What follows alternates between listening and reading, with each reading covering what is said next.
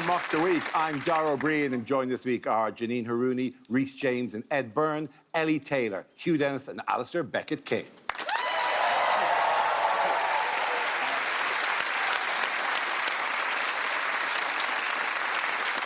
We start the show tonight with a round called Picture of the Week. I show the panel a topical image and ask to tell me what is happening. So, teams, what's going on here? Starmer has the look of a man who knows his Uber rating's about to get I think Starmer looks like Trump's dentist who just realized he left the whitening strip on for too long.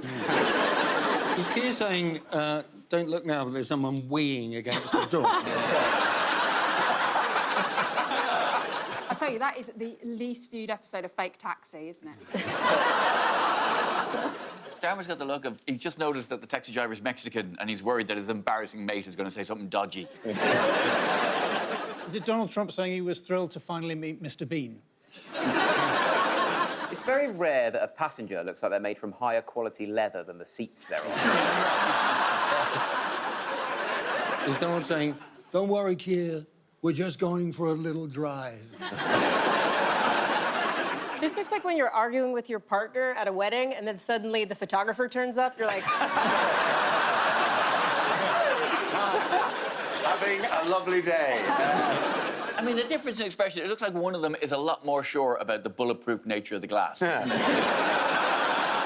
these are the exact expressions you'd expect both of them to make if the taxi driver started being racist. OK, I know this isn't really the point of this round, and I know I've never done the show before, but have ties always been this long? Am I crazy? I like it. All right, gentlemen, compensating for something, OK? When you get into a car, it's etiquette to tuck your tie into your gooch. Is it the back of the Bonnie Blue Bang bus? Is it, Dara? No. It's no, not? No. Good, because I wouldn't know what that looks like. It's a bang bus. Yeah, you've got a rival bus, I'm afraid. Mine's a Dara Ring Cuddle bus. It's a different... No, it's not. That sounds even creepier Yeah, than that's... See what happens in my bus, and let's hope it's Mecca. So, what is the correct answer? Is it President Donald Trump and Prime Minister Keir Starmer in a car? Yeah, well, yeah. I mean, you could have made it more about the news this week, but no, that'll do fine. Thank you very much, Ed Byrne. You're very kind. Well, very good, Ed. Well done. Well, I think that's what it is. Yes, of course. This is UK Prime Minister Keir Starmer and US President Donald Trump pictured in happier times. This is also the news that following a disagreement about the US using British air bases, Starmer called Trump in an attempt to repair the so-called special relationship. I feel like all of Starmer's advisors are just like, I feel like you should stay away from Donald Trump. He is not a good guy. And Starmer's like, but he looks so cute in hats. That's weird, because that maybe you coming from a woman. As a man, I think it's more like, you know, that girl who you're friends with who says, oh, you're my best friend, hold my coat while I shag that guy.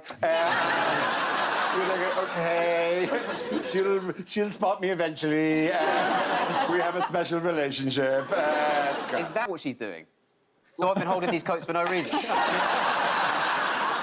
How many coats do you have now? So, yes, what is happening between the UK and the US? It's crazy, really, that this is the reason the special relationship's falling apart. Because, like, one of the main things he's annoyed about, like you say, is that we won't let him use our military base. And it's like, yeah, he's Donald Trump. I wouldn't let him use my charger. He's a nutter. Also, he's at war. You can't be at war and then ask to use our military base. It's like saying, I currently have diarrhea. Can I borrow your trousers? I'm glad that Starmer stood up for himself because, like, he told Trump he wasn't allowed to use the air bases for the war unless there was a legal mandate. And, I mean, he spoke to him on the phone for 20 minutes. I don't know about you guys, but a guy talking to another guy for 20 minutes on the phone sounds like a mandate. Good night, everybody.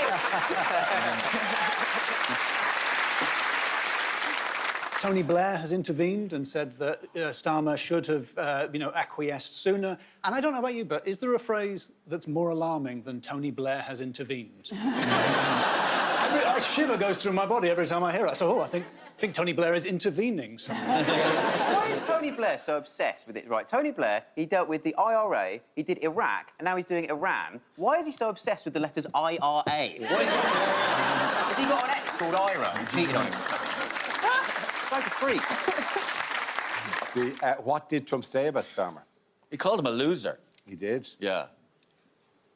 That's it. This made me feel jingoistic, right? Because, you know, I didn't realise... I don't have national pride, but I realised I do have national shame. Because Trump has come out and said that Starmer's a loser, and I've immediately thought, well, no, you can't say that. We can say that, because he's our loser. But you, like, as soon as he said it, I was like, he's not a loser. He's got a very difficult job, OK? He comes from humble beginnings. His father was a tool maker, you know? He's trying his very best, yes. OK? If a British person said, what do you think of Starmer? I'd go, that loser. His dad's a dickhead. But I'm glad that he stood up to Trump and said that he's not allowed to use the bases because I don't know if anyone else feels this way, but I am sick of obnoxious Americans coming over here, imposing themselves on British institutions for their own personal and financial gain. Thank you very much. You did say you could only use that chair for defensive purposes. Starmer's just sort of run out of things to offer Trump, hasn't he? He doesn't want to give the bases. Oh, the King's coming to see you. Come for another state visit. He's like, oh, now, would you like to say that Shakespeare's American, please? Would you like custody of Lorraine Kelly? Have her. What, therefore, is happening to energy prices at the moment? Are they sort of going down a bit? Are they slipping? It's a good 50-50 shot. I mean, there are times when they are, because it's quite a volatile situation at the moment. And at the time of the recording, it's up and then it's down and it's up and then it's down. Who knows? Because oil is very slidey as well. Is that a sciencey term? That's a sciencey term, Okay. actually, yeah. And they're also sending teams in to get all their enriched uranium, aren't they? Would you sign up for that? We're going to get personally, 3.5 tons of enriched uranium. That's not going to affect your life expectancy at all, I wouldn't think. I don't expect to be approached for that job. I mean, they'll go to Ramesh first. And then Ed Gamble next. But Also, you know, you don't have any hair to lose. you're right. I can go in I can't do it. Yeah. I can't. It would be such a terrible loss to me. You could just wire in there. On that, Dara, you could stop off in Turkey on the way, sort it all out. Yes. Come back for series 2. Oh, Do you think I should go on a secret mission to get all the uranium out and yet come back with more hair? So a barrel of oil is, like, last time I checked, $100 or 75 pounds, which actually seems stunningly low, bearing in mind that the oil is at the bottom of the ocean and they have to get it out. Like a birthday clown costs £225 on average. I mean, kids need to get their priorities straight. You're right. You're right. Do you want an unemployed actor in a wig, or do you want 3 barrels of crude oil, kid? How long can a birthday clown burn for? That was 1 hour, Ed. $225 for 1 hour. I checked. In other news, what's going on here? Is this what happens when you go to see Back to the Future, the musical, but the understudy's on? Where we're going, we don't need votes.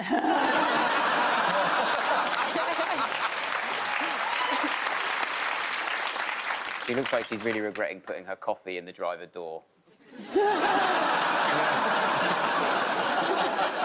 It's giving real mum sort of picking you up from a party energy. Like, I won't embarrass you. I'll just open the door sideways. She won't be smiling when she realises that car's not ULEZ compliant. I would have said with the price of oil the way it is, a plutonium-powered car makes sense. Yeah. She's saying, can you help, please? There's a man having a wee against the side of the car. All I can see is a photo of someone doing a great job in difficult circumstances, talking to Kemi Badenoch. Why is it left-hand drive? Is it just to wind her up, to put her on the left?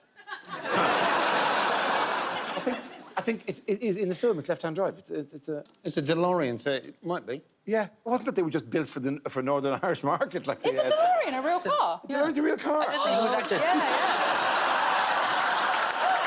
thought it was just I made thought it it for was the just film. the name of the thing in the film. No, it's a guy called John DeLorean put a car factory in Northern Ireland and set up this thing, and he did a car with gull-wing doors and not a very successful one. Notoriously dodgy car. Yeah, and then even Back to the Future couldn't save the actual factory that made the car Back to the Future. Well, do you know, I wasn't sure that this show needed to come back, and now I've learnt that fact. It's all worth it. It is, of course, Kemi Badenoch. The news that leader of the Conservative Party, Kemi Badenoch, is reported to be pondering a shadow cabinet reshuffle in order to promote younger MPs and get rid of so-called dead wood. Why would you reshuffle the shadow cabinet? It's a pretend job. There's no point doing a reshuffle. It's no different to a football manager watching his team lose and making two of the subs swap seats. They got 1.9% of the vote in the last by-election. Yes. I'm not sure a reshuffle's going to do it. Haven't they already done a reshuffle to reform? It's actually surprising that you can't trust people in a thing called the shadow cabinet. It's like the most sinister piece of furniture you could imagine. At least I've got my friends in the haunted wardrobe. Lord Mandelson was once in the shadow cabinet.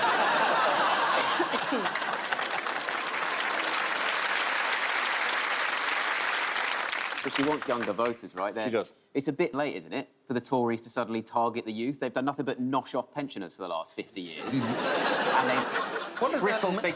Excuse me, excuse me, Hugh. You can look up her address afterwards. I want to know what's so bad about noshing off pensioners. It's a good, honest job. How are they going to get... Is she just going to be in PMQs trying to speak like a young person now? Just being like, oh, small boats are such an ick. Look, she said a really weird thing. She compared the Labour Party to orcs and goons. Yeah. Which is weird, because orcs are goons. Like, they're the lowest rank in Saruman's army. She should have said Uruk-hai and goons. Wow. Come on!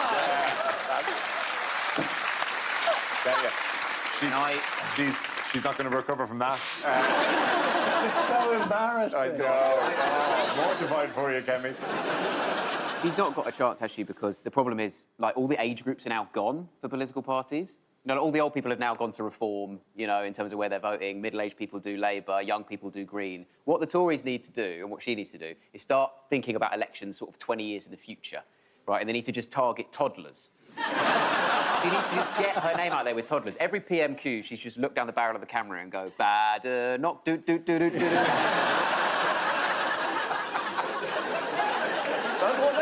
how she's going to win. Yeah, that's it. Like, if it entertained my son for 20 minutes, I'd put it on. At the end of that round, the points go to Ed, Reese and Janine. Join us after the break for more Mock the Week.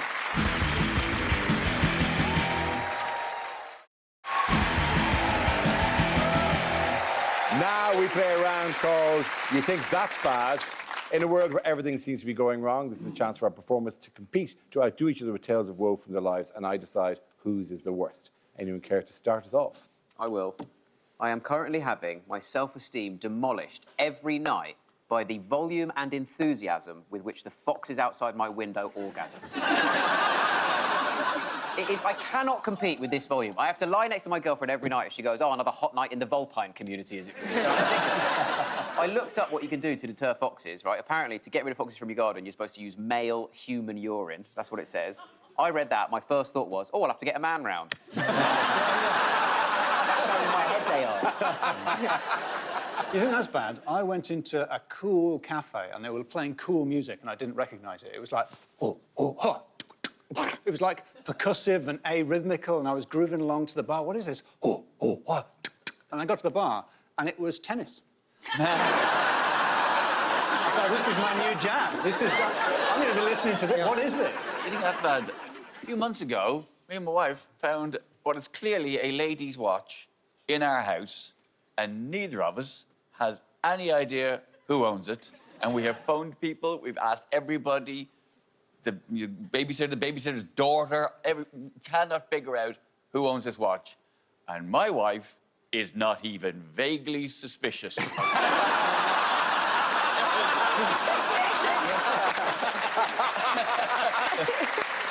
I love the idea that she could find some, like, ladies' underwear, and her first thought would be, have you started wearing ladies' underwear? Oh, no. The ghost is back that keeps shedding stuff. The Victorian lady ghost who keeps leaving underwear and used condoms around the house. Oh, we have to get a priest in to bless the house. Get rid of the weird lady ghost. You think that's bad? I had to change my name for equity, and my real surname is Joss. What is it? Jar. Yeah, you have to spell it. See, this now, huge jars. You think that's bad? I just bought an island for what I thought was an absolutely bargain price till I found out I used to own it. So. If you think that's bad, I once got cast to play a sex worker in a movie, and I got paid less than an actual sex worker. I did it. I think that's bad. I grew up in the northeast of England, and I once heard someone call into a talk radio show and start their comment with, "I am racist, but..." If you think that's bad, I had a C-section at a teaching hospital, and if you don't know, when you have a C-section, you're awake, so I heard everything, and at one point, I heard the senior doctor say to the junior doctor, now what I would have done differently there.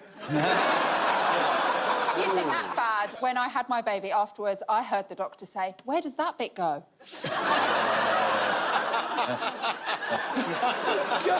They're just fucking with you. Actually, and when I had another baby, I heard them say, I had a cesarean afterwards, they were sewing me up and they went, "Time to clean the gutters now." Clean the gutters? At least they're clean, I guess, huh? Yeah. I think that's bad. Tell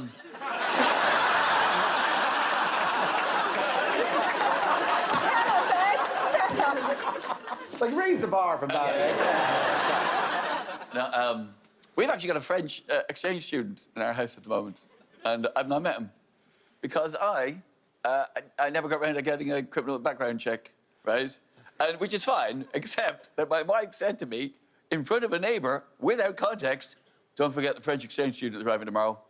You're not allowed to be alone with him."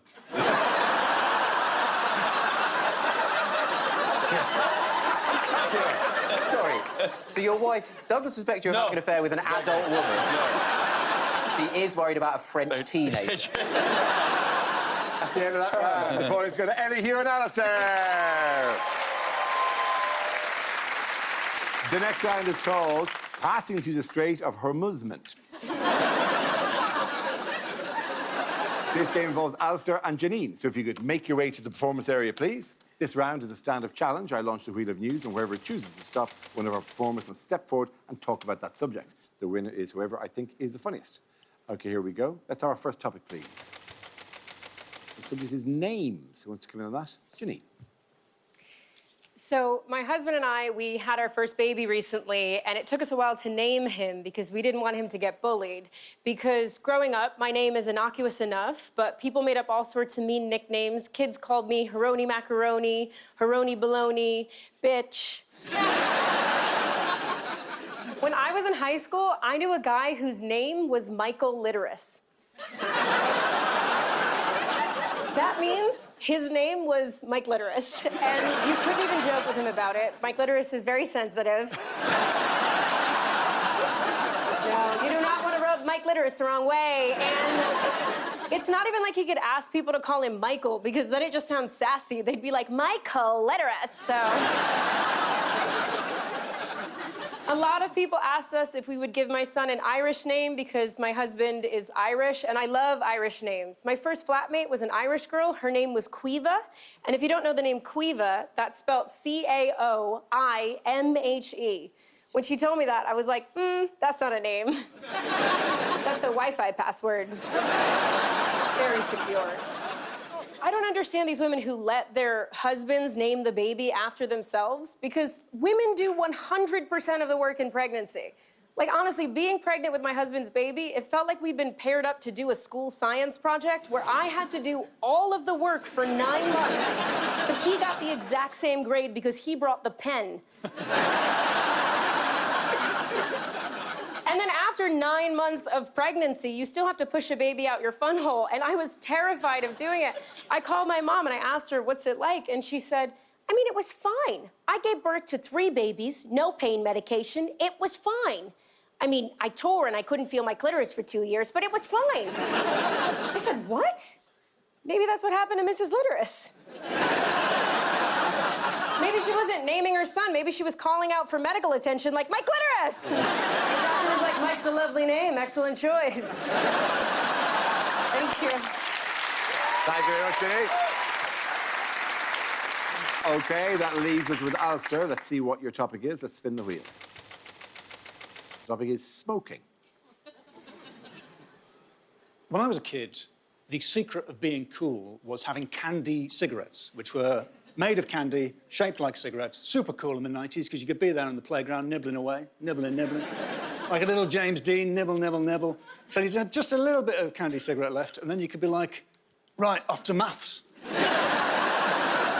Instantly cool, you know, nibble, strut around the playground, stub out on a wall, have a go on the swings. Cool.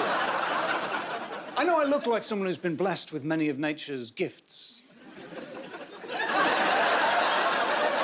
What I mean by that is people often try to buy drugs from me. That's not my thing. I've never been into drugs, but people don't believe that because of the way I look. A guy came up to me, he said, oh, you must know where we can get some stuff. And I said, no, honestly, I don't. He said, oh, come on. Not even, That's what he did. Now, the thing is, genuinely, I don't know where you buy cannabis, I don't know where you buy marijuana, but I do know where you can get Swanee whistles. So that man is now on his way to Mr. McGillicuddy's whistle factory. It's a fine emporium, and I'm full of drugs, actually. It's a real problem. I used to work there, and I tried to do something about it, but I don't know if you know, it's very difficult to report wrongdoing if you work in a whistle factory. Thank you very much. At the end of that round, the points go to Janine. Everyone come back here. Thank you very much. Join us after the break for more Mock the Week.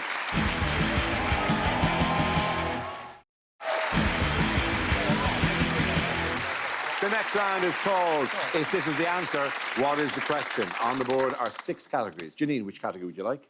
Science, please. OK, your topic is science. The answer is 685,000 miles. What is the question? Is it how far do I have to travel to escape my mother's criticism? Is it if you printed out all the emails in the Epstein files and laid them out flat, how far must you remain from schools at all times? How much railway have the French built since we started HS2? Is it, girls, if we're honest, how big is too big? What is the range of the all-new, all-electric Land Rover Exaggerator? What is the annual income and first name of a guy who thinks he's pretty bloody working class, actually?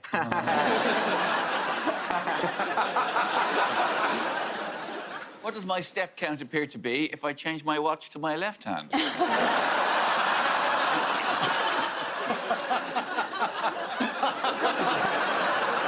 On a similar note, what is inside Miles Jupp's testicles?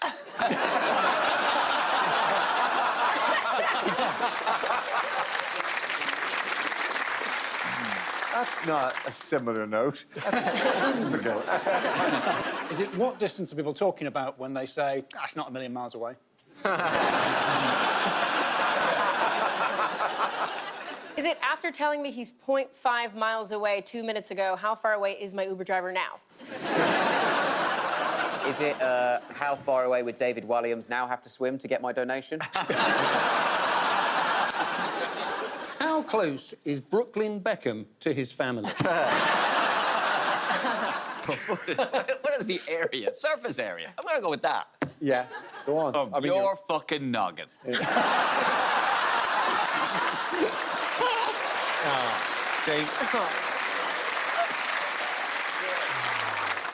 Miles is a measure of length, not of area. OK. Square miles. Yeah, does it say square miles? Does it say square miles there, does it? Yeah. Trick. No, Does it no, say the miles square are not square. Do you know it is, though? You don't hear fucking next to the word noggin very often, do you? No. I think I do know the right answer to this. Oh, do you know the right answer? Yeah, that'd be Yeah. lovely. What? Yeah. Is it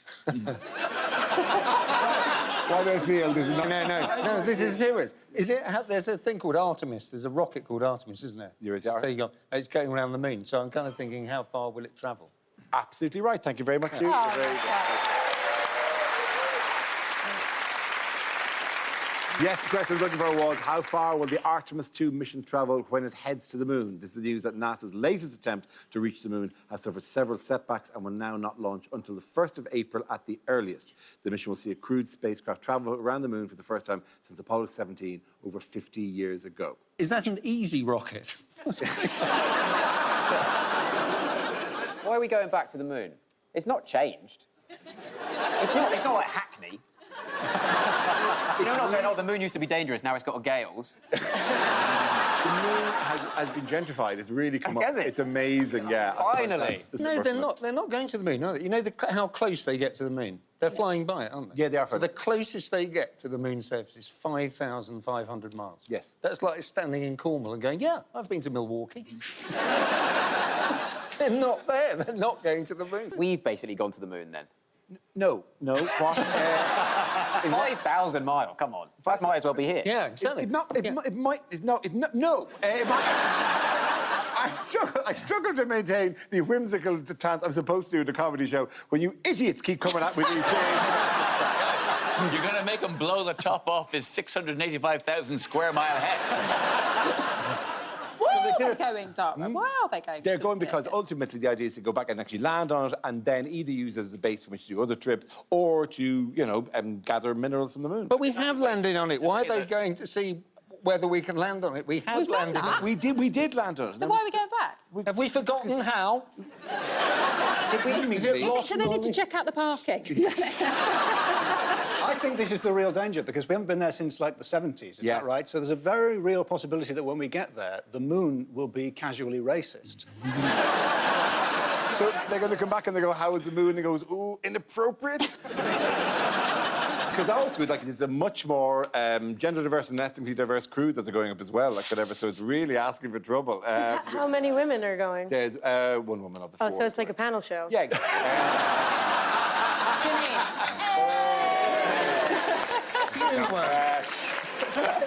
But they've delayed the launch, right? Because they can't, because they're waiting for the price of fuel to come down. They do a thing called a wet dress rehearsal. Yeah. Which, We've all done that.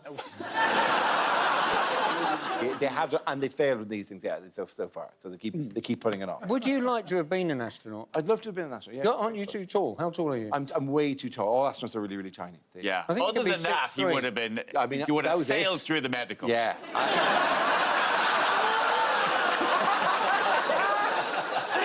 Interestingly, there are 4 astronauts on this trip, like whatever. But why do those astronauts have a special significance for Ed? Did one of them find a woman's watch? The answer is they're all younger than Ed, but they've done so much more with their lives.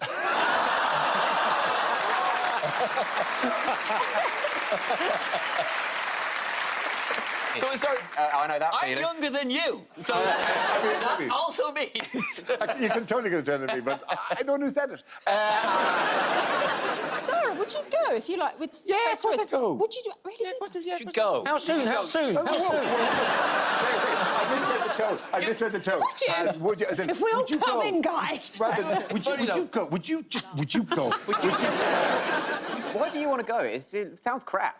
Why does this sound perhaps as amazing? It's just because you're locked in a tube with your colleagues for ages. If one of you farts, you can't even open the window or you die. It's basically a 2-month holiday on the Central Line.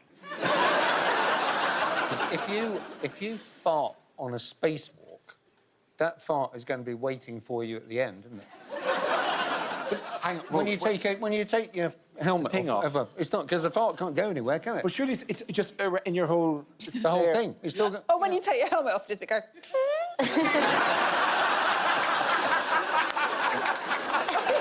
Yes, because in space, no one can hear you fart. At the end of that round, the points go to Ellie, Hugh and Alistair. The next round is called Audience Question Time. We throw ourselves open to the studio audience and invite them to ask us questions on any topic. OK, first up, is there an Anita here, by any chance? Hey, how are you? I'm good. Anita, tell us, what question do you have for us? What news headlines might you see next year? Oh, next year. Elon Musk grows Hitler moustache, claims lip was cold. Helicopter crash involving my entire family came as complete shock, says King Andrew. Just a guess. Donald Trump invades Poundland. Fight with Jake Paul was always a risk, say grieving Attenborough family. Yeah. Irish comedian jailed. I told you not to leave him alone with that French exchange student. Thank you very much, Anita. Thank you. A round of applause for Anita, please. Thank you very much. Where is Jack? Where's Jack? Hi, Jack. How are you? How's yourself? Where are you from, Jack? Kerry in Ireland. Thank you for explaining to me where Kerry is. I know you weren't. I know you weren't. Terrifying by the rest of them. It was explained to everyone else, but obviously I'm going to go, oh, jeez, I haven't forgotten, you know? The good people in TLC. Jack getting a sly dig in there. Kerry in Ireland. Do you remember it? Jack, thank you very much. What's your question, by the way? I want to know, what is your best hack for living healthy? All right, you coming to me for that? Yeah. It feels like everything Jack says is a veiled attack. I go, hands so weak, you struggle to open packets of crisps. Sometimes I'll just be like, oh, I'll just have some lettuce. I find opening packets harder and harder. I don't know if I'm getting old or packets are getting stronger. They've run out of the adhesive they used to use. Make it stronger now. I know, is everybody... Is it just me? Does nobody else find themselves carrying stuff up their chest? It did not look like that. No, it looked like you needed somebody to help you, and you're willing to do anything to get them to do it for you. Please open these crisps for me. Because when my hand is weak, my tongue is strong. Is it what you wanted, Jack? Oh, please, strong French teenager, please. On Sunday we were going to watch this. We won't now. You're really awkward. Your first time in the room with Jean-Claude. We're going to watch this, Jean-Claude. This is what I do professionally. Sorry, does anyone have any other answers? I think it's important if you're on a diet that you give yourself a cheat day. So on Thursday, you can have loads of broccoli, and on Friday, you sleep with your husband's brother. Just a pep in his step. You know? And for me, it's just been one very, very simple rule, which is don't eat cigarettes. Jack, thank you for doing that. Say my best to Kerry, which, as we know, is in Ireland. Good to have a good Jack round of applause, ladies and gentlemen. Thank you to all of our audience. Join us again after the break.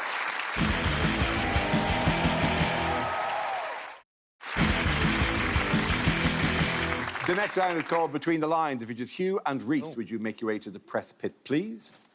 Reese will deliver a speech in the guise of a leading figure on the world stage, while Hugh will translate what they really mean. This week, Reese is Nigel Farage.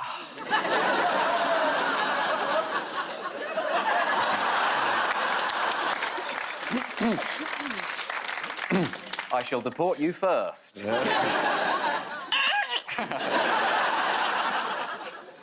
Good evening. Great to finally get the chance to speak to you. Who am I kidding? I'm on TV more than Ramesh. People say I'm out of touch with my working-class base. Poppycock, you peasants. Some people seem to think I'm just a blustering, overprivileged, ignorant twat.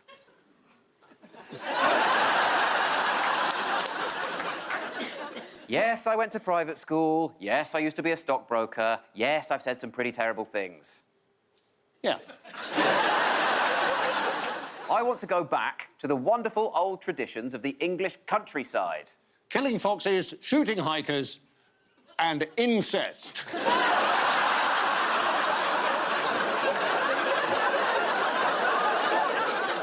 I'm playing a role. I'm the politician people most want to have a pint with. Mainly so they can pour it over my head. I am tackling the issues that really matter to ordinary people. Oat milk is not real milk. People say Brexit was the worst thing to ever happen to this country. Wait until I become Prime Minister. Nadeem Zahawi, Robert Jenrick and Suella Braverman were the first of an exciting new wave of reform members. Please welcome Greg Wallace, Prince Andrew, and Hugh Edwards. After the local elections, we won't accept any more Tory defections. Not even I want Priti Patel. Well done, Rhys and you. Thank you very much.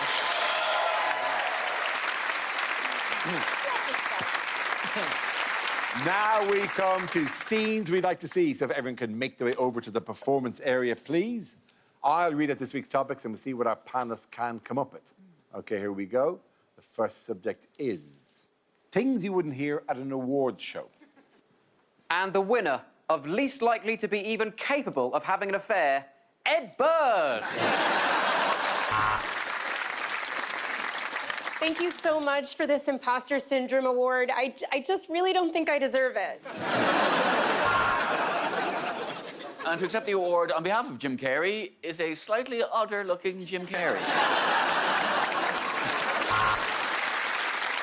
And as the Labour Party awards draw to a close, let's remember some of the voters we lost. Very satirical. Come on, satirical. And I'd like to thank my wife, without whom none of this would be possible. Probably a bit more enjoyable. The winner of our first award needs no introduction. Wow, to win most emotionally repressed. I can't tell you what this means to me. And the winner of Auto Cue Operator of the Year goes to fuck you, it's not me again, fuck you. Oh, my God, thank you so much. Oh, my God, this is really heavy, isn't it? Oh, you can really shove this up your ass. Let's hear it for Ghosts. Sorry, and now, the In Memoriam.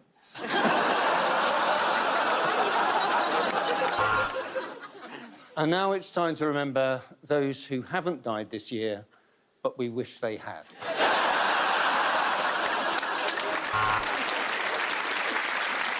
Welcome to the Porn Awards. Thank you all for coming. I am thrilled to accept this award on behalf of men who don't really know how to hold babies. And finally, I'd like to thank the Student Loans Company, to whom I owe everything.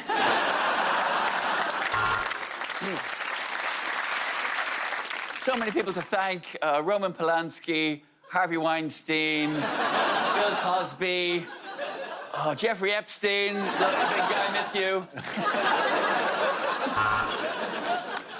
And now, at the Where's Wally Awards, we'd like to take a moment to look back at some of the people we've found this year. And the winner for worst paper cut goes, Jesus fucking Christ! It's almost time for the British Railway Awards. We're just being held at a red signal. Should be on the move shortly. And the nominees for the FIFA Peace Prize are... Donald Trump, Genghis Khan, and Thanos from the Avengers. And the award for Tiny Little Man Standing Very Still is... Wah! And I'd just like to say to all my fellow nominees, you can suck the farts from my arse.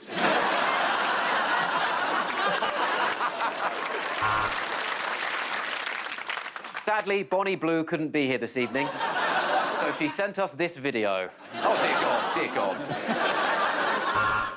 And the winner of the Fortune Teller of the Year award is on her way to the stage right now. God, she's good. Before we get on to the National High Street Bank Awards, can I just say to everybody out there that you can collect your awards online. The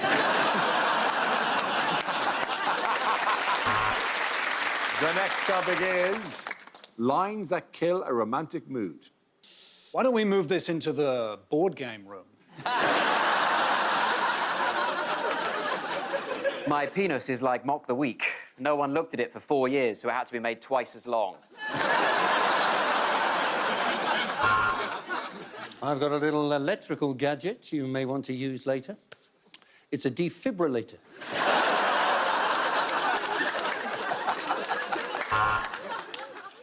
Is that not what you meant when you said drop a log on the fire?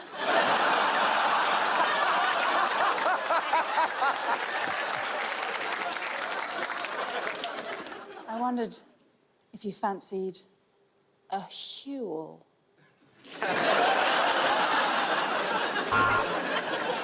God, sometimes you are just like your father, and that really turns me on. Okay, so somewhere in here, I have secreted a pork chipolata, and I'll let you know when you're getting what... This isn't what you meant when you said play hide the sausage.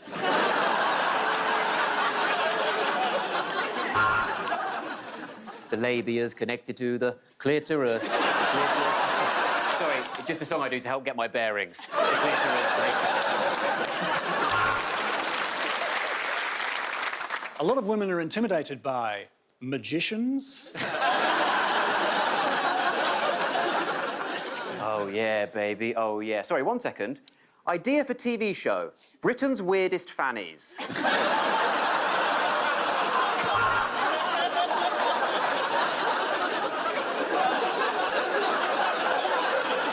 Very sorry.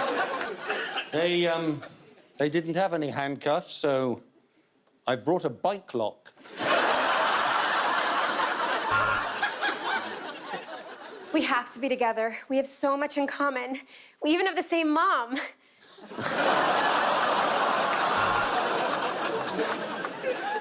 Oh, Dobby's a naughty little house elf. Oh, Dobby needs to be punished. Dobby, sorry, doggy style. Never heard of it.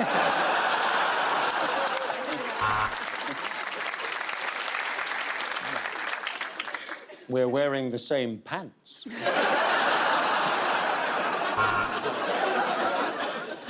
You look different from the picture in your obituary.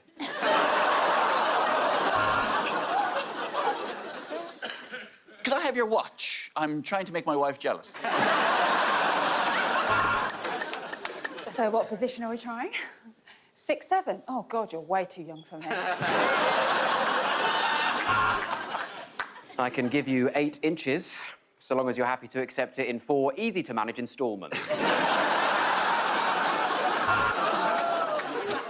I thought you might like some music. This is the theme to Bagpuss. You know, you're a really good kisser, and I could tell. I've kissed over 80,000 men. I'm afraid I've run out of chocolate body paint, but I've got some Mattison's fish paste.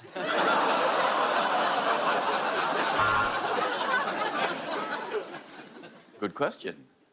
I favour being tickled gently on the anus with a feather. Oh, a starter from the menu.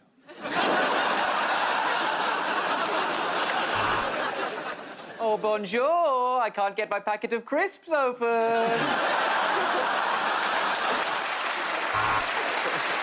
the end of that round, the points go to Ed, Reese and Janine. That's the end of the show. This week's winners are Alistair Beckett-King, Hugh Dennis and Eddie Taylor. Commiserations to Janine Harouni, Reese James and Ed Byrne. Thank you for watching. I'm Dara Breen. Good night.